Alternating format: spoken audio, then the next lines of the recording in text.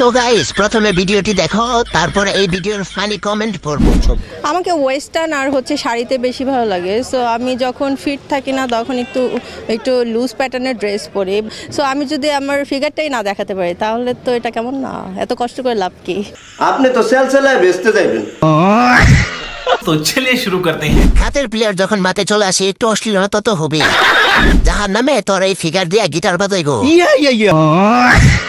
আবাসিক হোটেলের কর্মী বাইরে আসলো কেমনে? এরে দেখে কত মানুষ হ্যান্ডেল মারছে তার কোনো হিসাব নেই। সে হচ্ছে একজন সচেতন খাত কর্মী। শিশুদের খাদ্যের ভয়াবহ অবস্থা, ওরা কেউ জনি সিং এর কাছে পাঠাইয়া দে। ঠিক বলেছো।